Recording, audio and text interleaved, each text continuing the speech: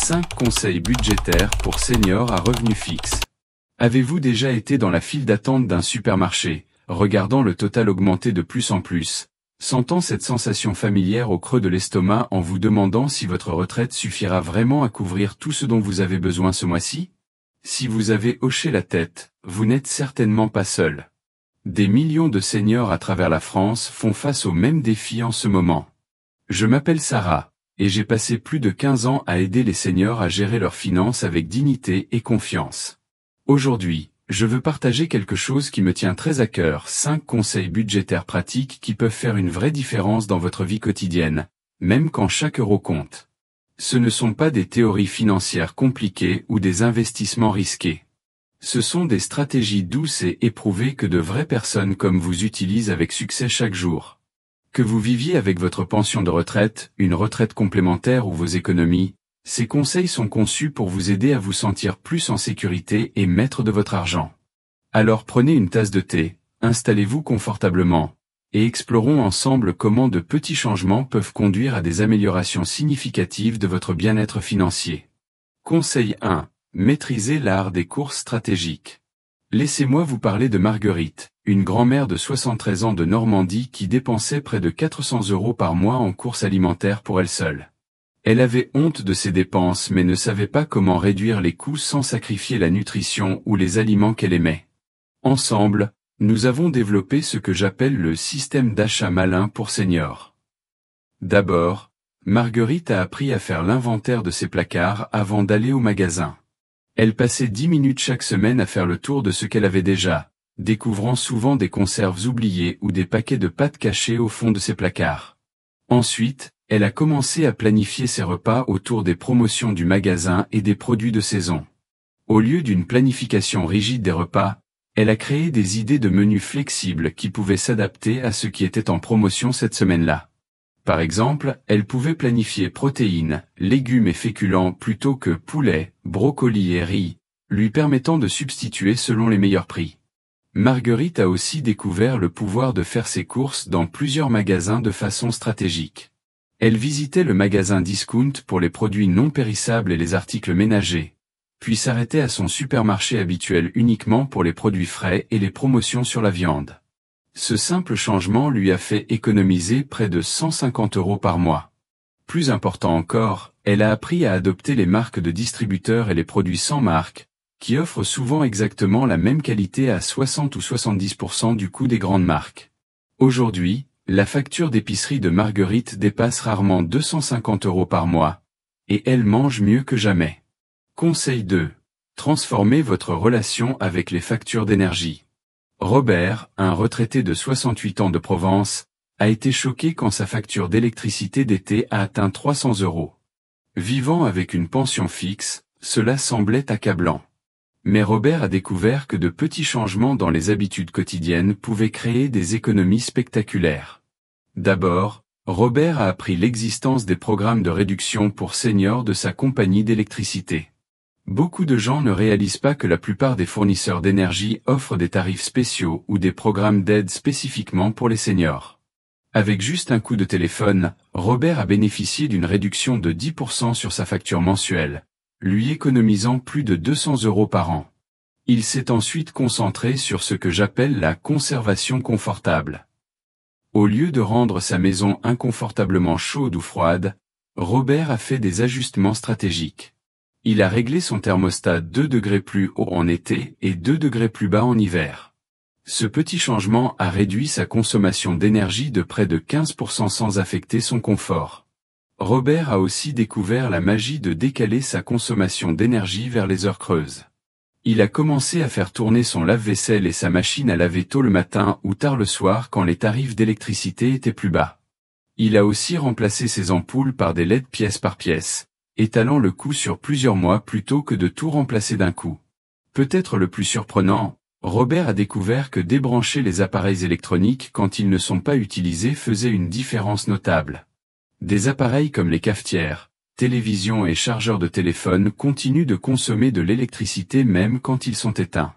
En utilisant des multiprises et en les éteignant chaque soir, Robert a économisé 25 € supplémentaires par mois. Ces changements combinés ont réduit la facture d'électricité d'été de Robert de 300 € à un peu moins de 200 €, lui donnant 100 € supplémentaires chaque mois pour d'autres besoins. Conseil 3. Créez votre matelas de sécurité personnelle. Dorothée, une veuve de 74 ans de Bretagne, a appris l'importance d'un fonds d'urgence à ses dépens quand sa machine à laver est tombée en panne de façon inattendue. Sans économie, elle a dû mettre la réparation sur sa carte de crédit, créant un stress qui a duré des mois. Construire un fonds d'urgence avec des revenus fixes peut sembler impossible, mais Dorothée a prouvé que c'était possible avec de la patience et de la créativité. Elle a commencé avec ce que j'appelle la stratégie de la petite monnaie. Chaque jour, Dorothée vidait ses poches et son porte-monnaie de toute la monnaie dans un grand bocal. Elle a été étonnée de découvrir que cette simple habitude générait près de 40 € par mois. Dorothée a aussi mis en place le défi du billet de 5 €. Chaque fois qu'elle recevait un billet de 5 € en monnaie, il allait dans une enveloppe séparée. Cette méthode d'épargne douce ajoutait encore 30 à 50 € mensuels sans être restrictive. Mais la stratégie la plus réussie de Dorothée était ce qu'elle appelait l'épargne invisible. Chaque fois qu'elle économisait de l'argent en utilisant un bon de réduction, une promotion de magasin ou une remise, elle transférait immédiatement ce montant exact dans son fonds d'urgence. Si elle économisait 5 € sur les courses avec des bons de réduction, 5 € allaient dans l'épargne. Cette méthode a aidé Dorothée à économiser plus de 600 € dans sa première année parce qu'elle vivait déjà sans cet argent. Pour garder son fonds d'urgence en sécurité et accessible, Dorothée a ouvert un compte d'épargne séparé dans sa banque spécifiquement pour les urgences. Elle a organisé des virements automatiques de seulement 15 € par mois depuis son compte courant, un montant si petit qu'elle le remarquait à peine, mais qui s'ajoutait à 180 € par an. En 18 mois, Dorothée avait constitué un fonds d'urgence de plus de 800 €. Quand son réfrigérateur a eu besoin de réparation l'année suivante, elle l'a géré calmement et en espèces, évitant complètement les dettes et le stress. Conseil 4. Maximiser chaque réduction et avantage disponible. François, un ancien combattant de 71 ans du Sud-Ouest, laissait des centaines d'euros sur la table chaque année simplement parce qu'il n'était pas au courant de toutes les réductions et avantages disponibles pour lui en tant que senior. Le parcours de François a commencé quand il a appris l'existence des journées de réduction senior dans son supermarché local. Chaque mardi, les clients de plus de 65 ans recevaient 10% de réduction sur tout leur achat. En déplaçant simplement ses courses hebdomadaires au mardi, François a économisé plus de 200 € par an sur les courses seules. Mais ce n'était que le début. François a découvert que sa pharmacie locale offrait des réductions seniors sur les médicaments sur ordonnance non couverts par la sécurité sociale. Sa banque supprimait les frais mensuels pour les clients de plus de 65 ans. Sa compagnie d'assurance auto offrait une réduction conducteur expérimentée qui réduisait sa prime de 15%. François a aussi exploré les ressources communautaires qu'il ne savait pas exister. Son centre senior local offrait des services gratuits de préparation des déclarations d'impôts, lui économisant les 150 € qu'il payait auparavant à un comptable. Ils offraient aussi des consultations juridiques gratuites et des programmes de bien-être qui remplaçaient les coûteuses adhésions de salles de sport. En tant qu'ancien combattant, François a appris qu'il était éligible à des avantages supplémentaires, incluant une aide pour les médicaments et des subventions pour l'amélioration de l'habitat pour les modifications de sécurité. Beaucoup d'anciens combattants ne réalisent pas l'étendue complète des avantages disponibles, même des années après leur service. François a créé ce qu'il appelait son inventaire des réductions, une simple liste de toutes les réductions disponibles, quand elles s'appliquaient, et combien elles lui faisaient économiser. Il gardait cette liste dans son portefeuille et s'y référait régulièrement. À la fin de sa première année d'utilisation stratégique des réductions, François avait économisé plus de 1200 €. La clé du succès de François était de demander les réductions seniors partout où il allait. Beaucoup d'entreprises offrent des prix seniors mais ne les annoncent pas de façon proéminente. Une simple question amicale comme « Proposez-vous par hasard des réductions seniors ?» menait souvent à d'agréables surprises. Conseil 5. Prendre le contrôle de vos abonnements mensuels et dépenses récurrentes. Hélène, une retraitée de 69 ans de la région parisienne, a été horrifiée de découvrir qu'elle payait pour des services qu'elle utilisait rarement. Entre les abonnements de magazines, les services de streaming et les polices d'assurance qu'elle avait oubliés, Hélène dépensait plus de 150 € mensuels pour des choses qui ajoutaient peu de valeur à sa vie. Hélène a commencé avec ce que j'appelle l'audit des abonnements. Elle a rassemblé 3 mois de relevés bancaires et de cartes de crédit et a surligné chaque prélèvement récurrent. Cet exercice simple a révélé des abonnements à des magazines qu'elle ne lisait plus, une adhésion de salle de sport qu'elle n'avait pas utilisée en 2 ans, et plusieurs services de streaming alors qu'elle n'en regardait qu'un régulièrement. Pour chaque abonnement, Hélène s'est posé 3 questions. Ai-je utilisé ceci le mois dernier? Cela ajoute-t-il une valeur significative à ma vie? M'abonnerais-je à ceci aujourd'hui si je ne l'avais pas déjà? Si la réponse à n'importe quelle question était non, l'abonnement était annulé. Hélène a découvert qu'elle pouvait souvent obtenir les mêmes services pour moins cher avec un simple coup de téléphone.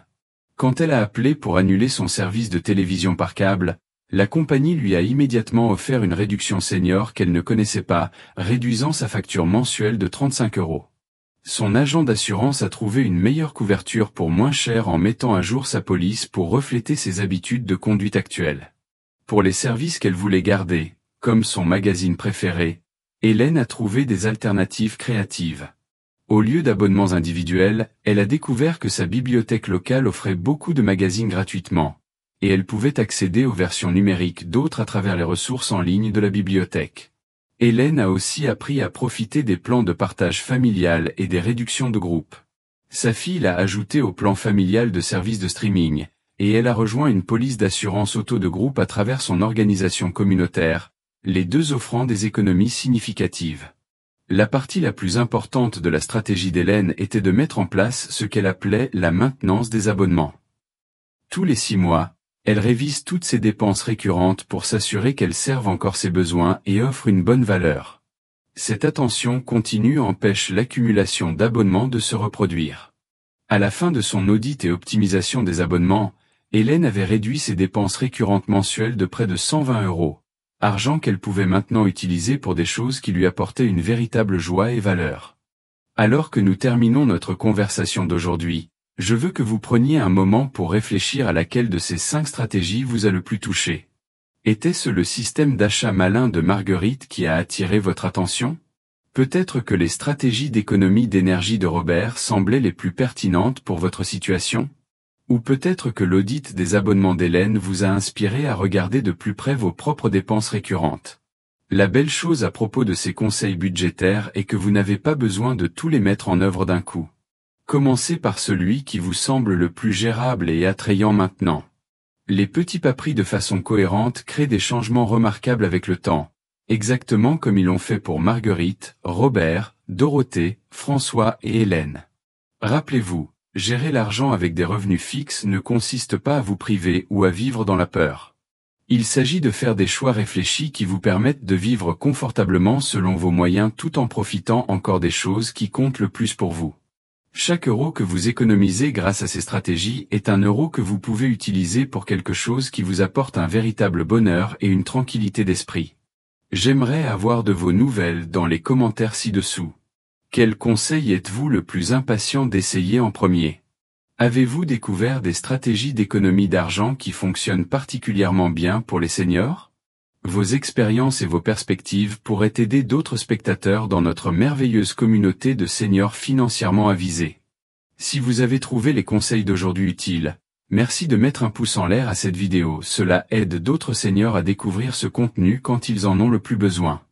Et n'oubliez pas de vous abonner à notre chaîne pour plus de conseils financiers doux et pratiques conçus spécifiquement pour votre étape de vie. Activez la cloche de notification pour ne jamais manquer nos derniers conseils et stratégies d'économie d'argent.